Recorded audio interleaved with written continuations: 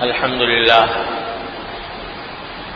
لله رب العالمين والصلاة والسلام على رسوله الكريم وعلى آله وأصحابه أجمعين وعلى كل من تبعهم بإحسان إلى يوم الدين. أما بعد، راستے میں گاڑی خراب ہونے کی وجہ سے تھوڑی تاخیر ہو.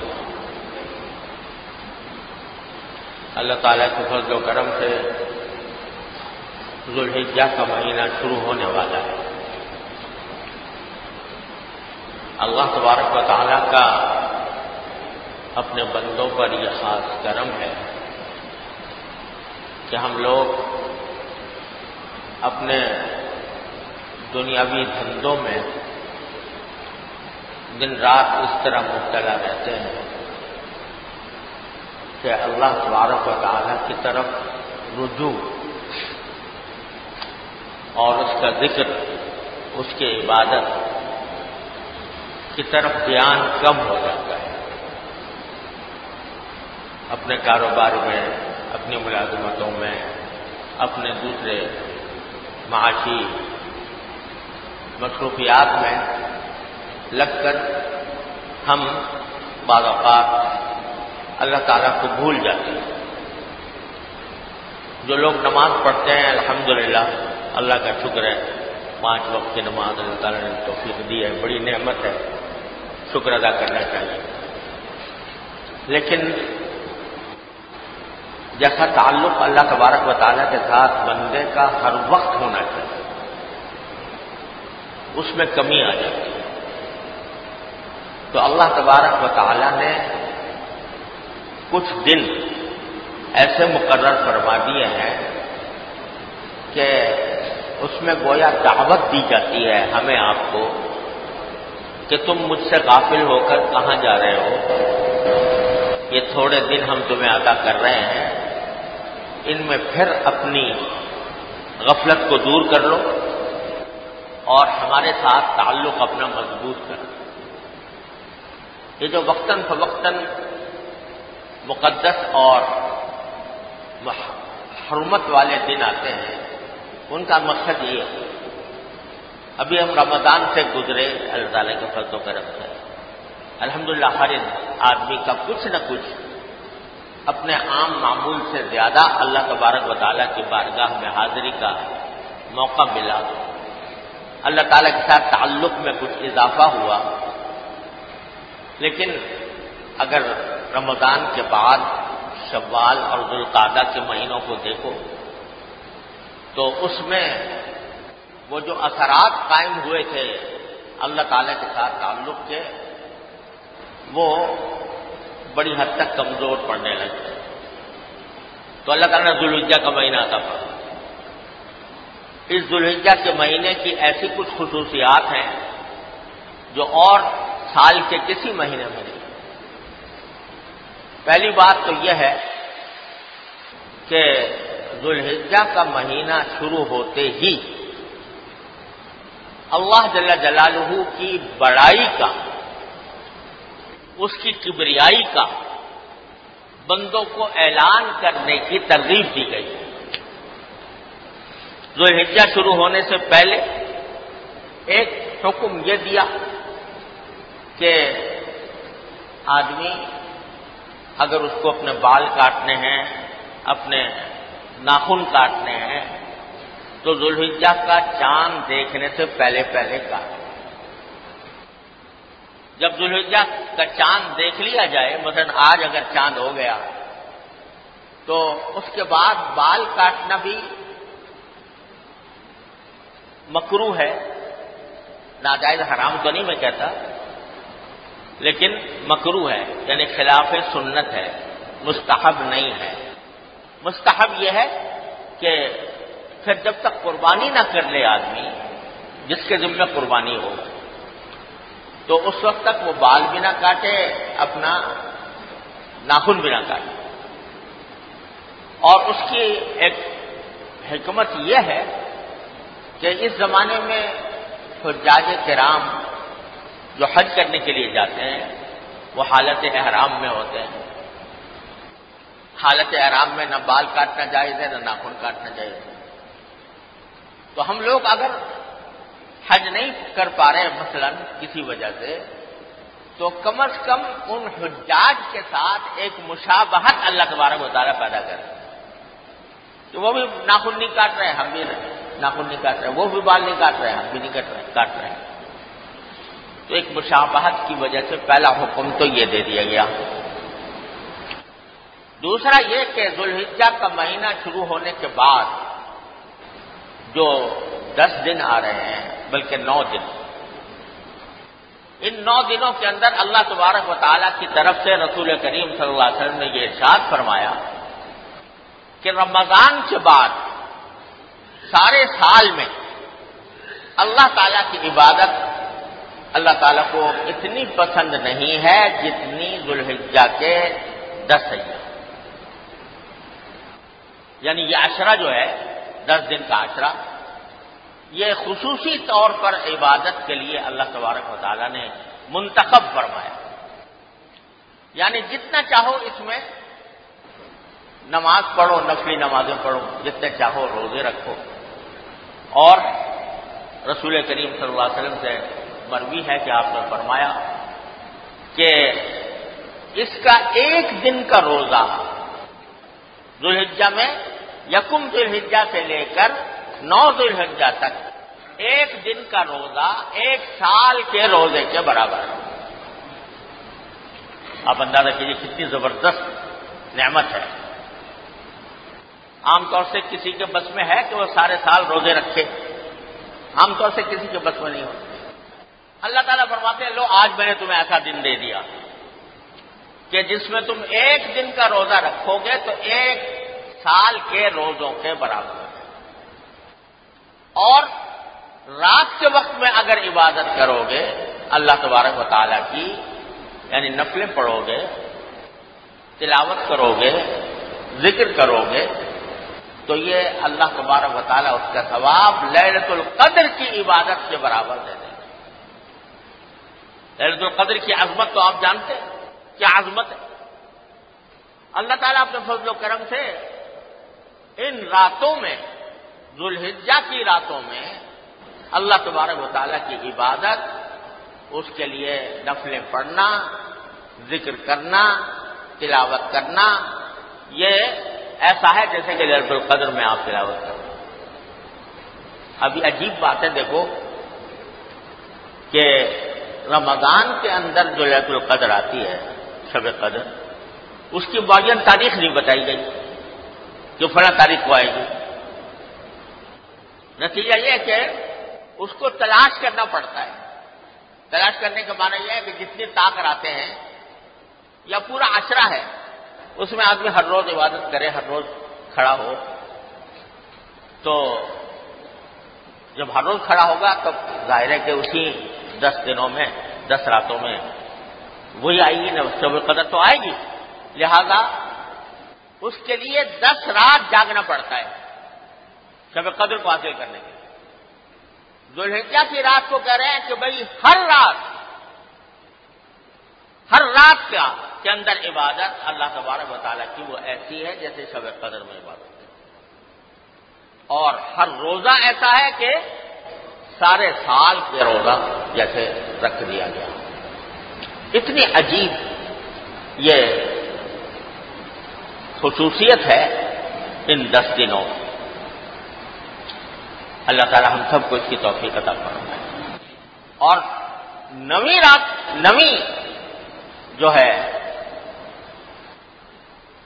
9واں یعنی عرفہ کا دن جو ہوتا ہے، 9ویں تاریخ، 9 تاریخ ذوالحجہ کی، اس میں روزہ رکھنا یہ فرمایا کہ تکفر السنۃ التی قبلہ وسنۃ بعدہ او کما قال صلی اللہ علیہ وسلم. اس میں روزہ رکھنے سے، عرفے کے دن روزہ رکھنے سے، یعنی 9 ذوالحجہ کو روزہ رکھنے سے اللہ تعالیٰ 1 سال پہلے کے اور 1 سال بعد کے گناہ معاف فرما دیتے ہیں.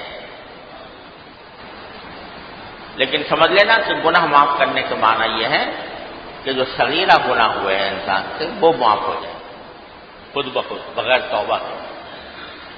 اور البتہ کبیرہ گناہ بغیر توبہ کے نہیں معاف ہوتا عام حالات میں، اور حقوق العباد معاف نہیں ہوتے جب تک کہ حقدار اس کو معاف نہ کرے۔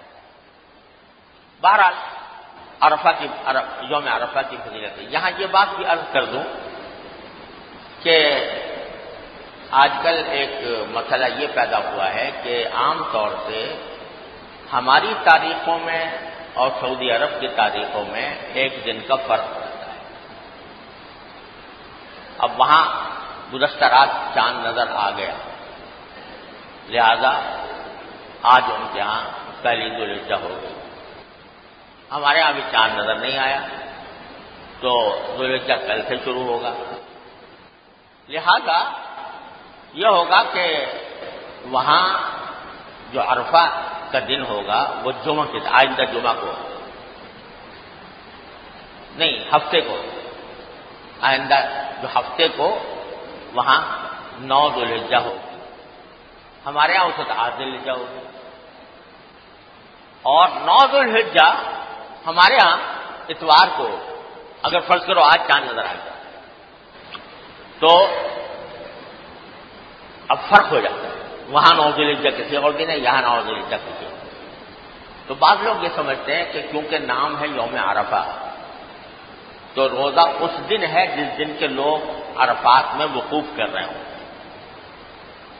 بعض لوگ یہ سمجھتے ہیں۔ وہ ہمارے ہاں 8 تاریخ ہوگی، تو یہ خیال درست نہیں ہے۔ شریعت کا حکم یہ ہے کہ ہر جگہ اپنے افق کے لحاظ سے، اپنی رویت کے اعتبار سے جو تاریخ ہے وہ تاریخ معتبر ہوگی۔ جیسے وہاں روزہ ایک دن پہلے شروع ہو جاتا ہے، یکم رمضان شروع ہو جاتا ہے، ہمارے یہاں ایک دن بعد ہوتا ہے۔ وہاں بعض اوقات کی عید ایک دن پہلے ہوتی ہے، ہمارے ہاں ایک دن بعد ہو جاتی ہے۔ تو ہمارے لیے تو اعتبار ہمارے تاریخ کے حساب سے ہے، لہذا ہماری تاریخ کے لحاظ سے جو 9 ذوالحجہ ہوگی اسی میں روزہ رکھنا کا وہ انشاءاللہ وہی اجر ہوگا جو عرفات کے دن روزہ رکھنے کا ہوگا۔ تو ایک تو اس عشرے کی خصوصیت یہ ہے۔ دوسری بات یہ ہے کہ اللہ تعالیٰ نے اپنی کسی حکمت کی وجہ سے ان دنوں کو اپنی تکبیر، اپنی بڑائی، اپنی عظمت اور کبریائی کے اعلان کے لیے ان کو خصوصی اہمیت دی۔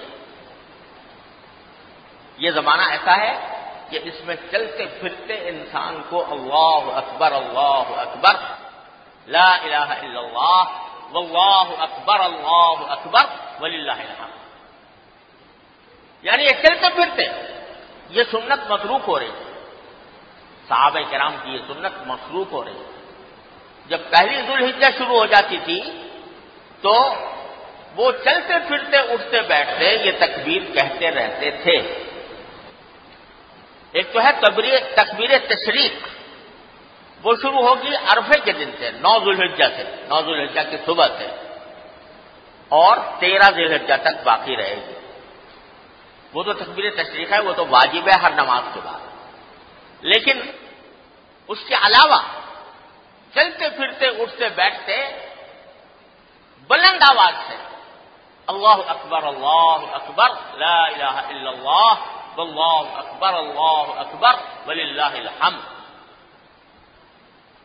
بعض صحابہ کرام سے منقول ہے کہ وہ حضرت عبداللہ بن عمر رضی اللہ تعالیٰ عنہ بازار میں نکلتے تھے اور زور سے کہتے تھے اللہ اکبر لا الہ الا اللہ واللہ اکبر وللہ الحمد۔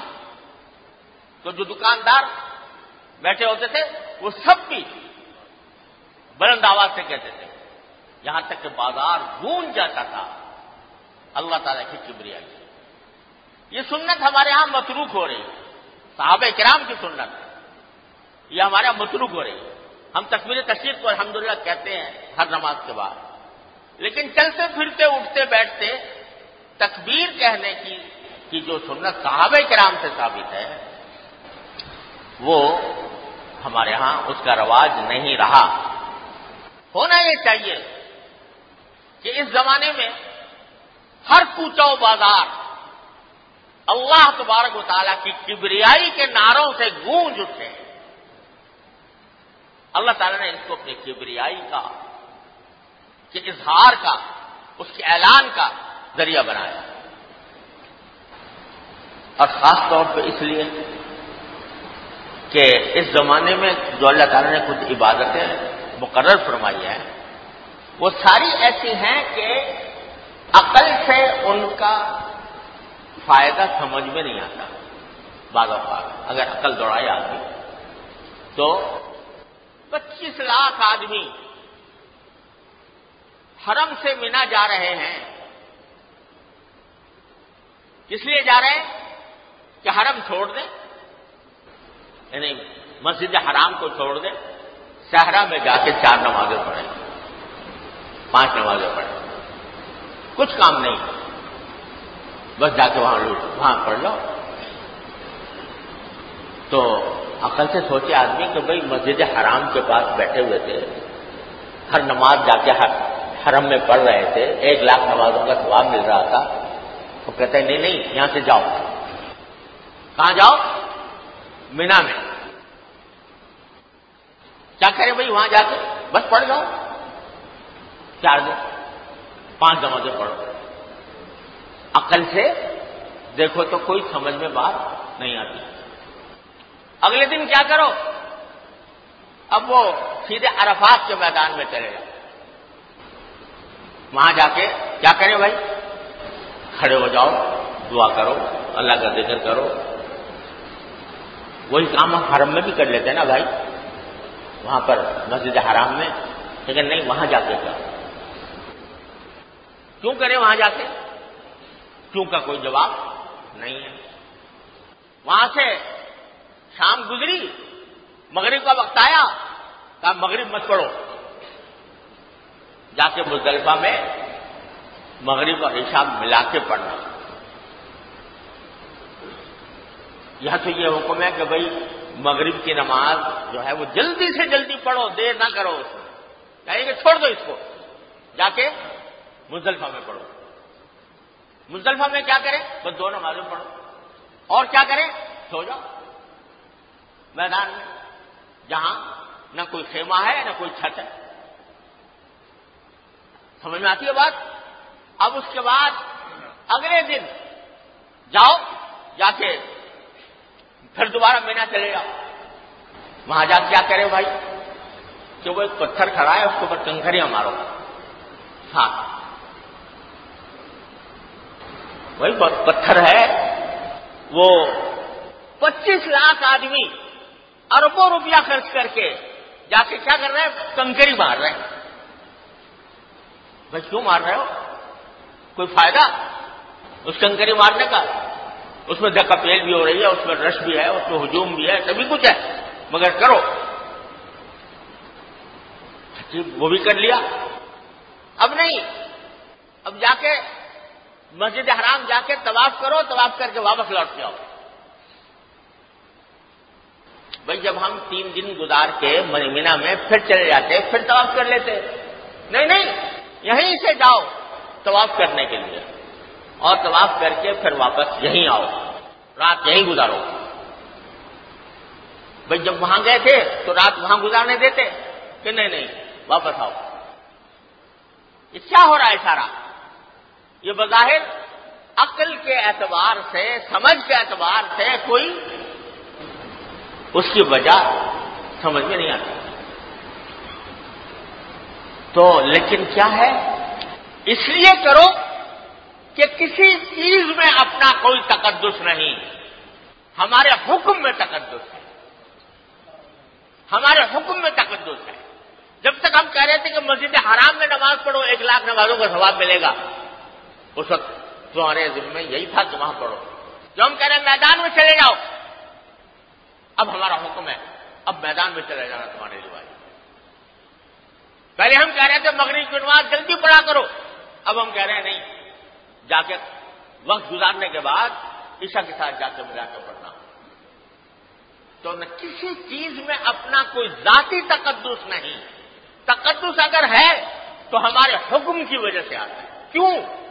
اس لیے کہ ہم بڑے ہیں. اللہ اکبر اللہ اکبر اللہ اکبر لا الہ الا اللہ واللہ اکبر اللہ اکبر وللہ الحمد. یہ سارے احکام ہم تمہیں ایسے دے رہے ہیں کہ تمہاری سمجھ سے باہر ہوں گے، لیکن ماننا ہوگا. کیوں ماننا ہوگا؟ اس لیے کہ اس سے بڑی ذات اس کائنات میں کوئی اور نہیں.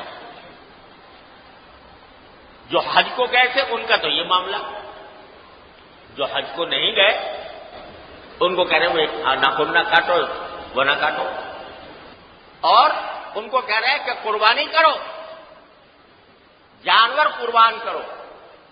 قربانی کرنے کا معنی یہ نہیں ہے کہ گوشت کھاؤ.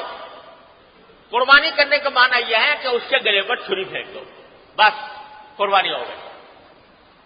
اب گوشت خود کھاؤ، کسی اور کو کھلاؤ، جو ہماری مرضی. لیکن ہماری عبادت یہ ہے کہ ہمارے حکم کے اوپر تم نے ایک جانور قربان کر دیا. کیوں کر دیا بھائی؟ اتنے سارے لاکھوں کروڑوں اربوں روپے کے جانور جو ہیں وہ ایک دن میں ذبح ہو گئے. کیوں ہو گئے؟ اس لیے ہو گئے کہ ہمارا حکم ہے. تو ساری کارروائیاں جو ہو رہی ہیں وہ اس لیے ہو رہی ہیں کہ اللہ جل جلالہ کی اطاعت کا جذبہ پیدا کیا جائے. اطاعت کیوں؟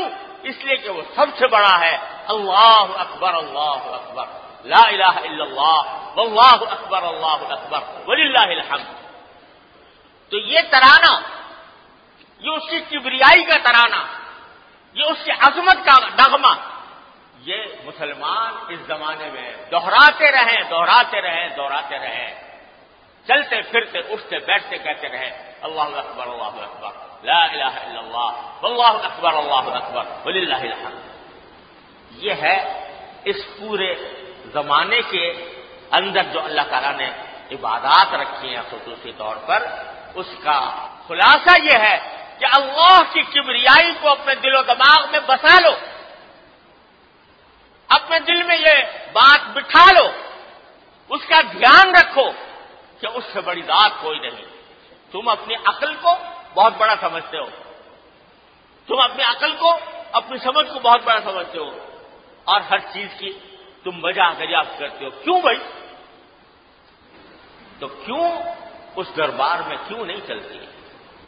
اس دربار میں تو آمنا وسلمنا چلتا ہے. ہر چیز آج پوچھی جاتی ہے اس کی لاجک کیا ہے، اس کا حکمت کیا ہے. ہوتی ہے اللہ تعالیٰ کی ہر حکمت، ہر حکم میں حکمت ہوتی ہے، بے شک ہوتی ہے، لیکن ضروری نہیں کہ تمہاری میں سے ہر ایک کی سمجھ میں بھی آئے. لہذا تمہیں اطاعت کرنی ہے، اللہ کی کرنی ہے. جو حکم آتا ہے اس کی کیا آگے سر تسلیم خم کرنا ہے، اس واسطے کہ تم بڑے نہیں ہو، تمہاری عقل بڑی نہیں ہے، بڑا صرف ایک ہے. اللہ اکبر لا الہ الا اللہ واللہ اکبر وللہ الحمد. لہذا میرے عزیزوں اور دوستوں، یہ زمانہ اللہ کی کبریائی کے اعلان کا ہے، اور کبریائی کی وجہ سے اللہ تعالیٰ کی اطاعت کا زمانہ ہے. چلتے پھرتے اٹھتے بیٹھتے مسلمانوں کی زبان پر یہ ہونا چاہیے اللہ اکبر.